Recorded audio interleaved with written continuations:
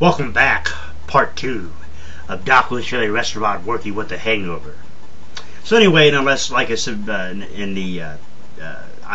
knew I couldn't go to the Mary Calhoun's place and go in because I was afraid I'd give her a massive coronary or something if I come in drunk or whatnot.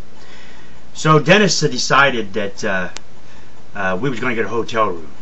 He had already set up these couple ladies who were sitting in one of the booths there at the Satellite Grill, and he'd already set up these ladies to take us, we were going to go to a hotel.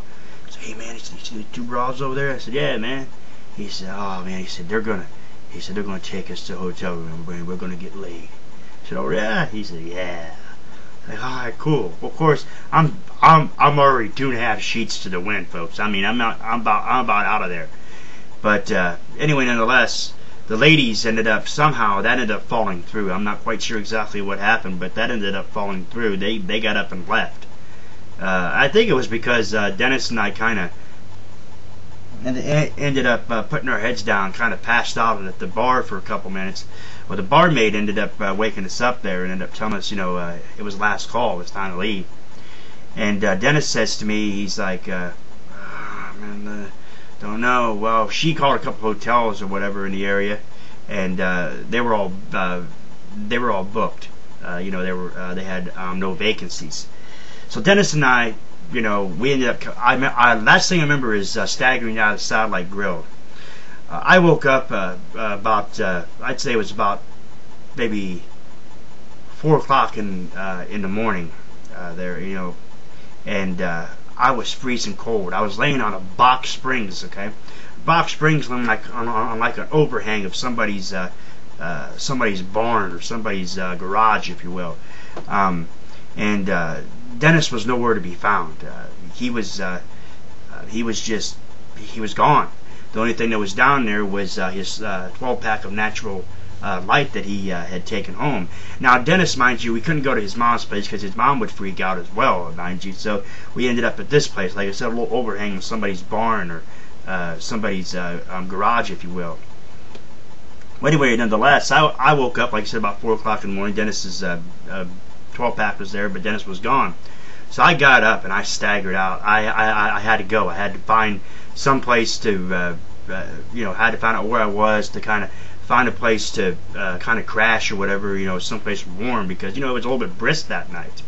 And I got up, I staggered around, and I finally come up on, they're off of Main Avenue there to the old Roadrunner video. Roadrunner's no longer there, but kind of give you an answer. It's right next to Doco, which is like catty corner from where Roadrunner video used to be there, there by the Dairy Queen.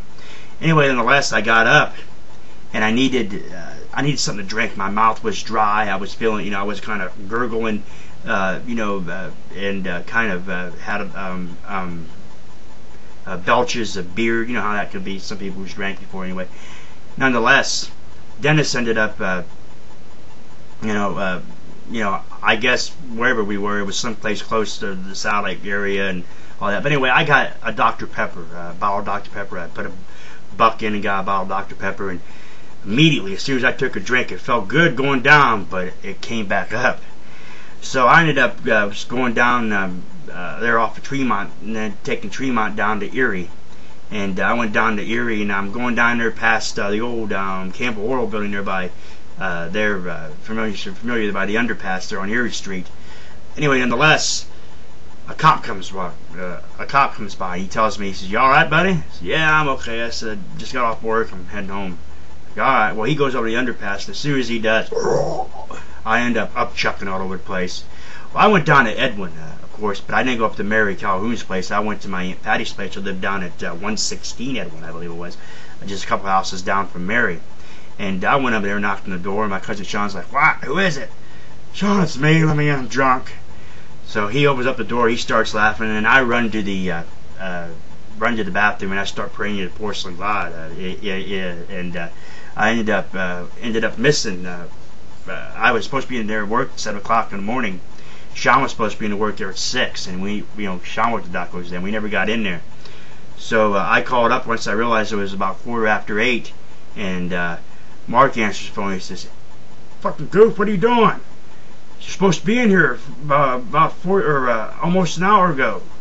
I said, yes, I'm drunk. He goes, I don't care if you're drunk or not. Is Sean there with you? I said, yeah, yes. You goofs, get in here. We're busy as hell. He said, you got Freddie Flounder back there washing dishes, and he's all behind everything. You hurry the hell up. When I got in there, my stomach was uneasy and everything. I mean, after about 45 minutes of upchucking and everything else in there, I had Freddie go over and get me a little bit of 7-Up and kind of ease my stomach, and I was able to get into a routine and finish my my day out at Doco's. But I'll never forget that Dennis Ford taking me out to possibly get get a little action, if you will, but ended up waking up and having a huge hangover in the morning, missing out. Dennis said he was going to call Doco's that morning and see if I got in, but he was afraid if he did, Mark would have a few words for him for getting me drunk, so to speak, and I'd be work with a hangover. All in all, though, an experience that I'll never forget. Waking up on that box springs, not knowing where I was or anything like that. But anyway, nonetheless, just a great time. Just a fun time to go out and have a little fun. I don't do that no more. I don't drink or anything that much anymore. Maybe on a rare occasion. But it's funny. Thank you so much for going down memory lane with me. I'll catch you next time.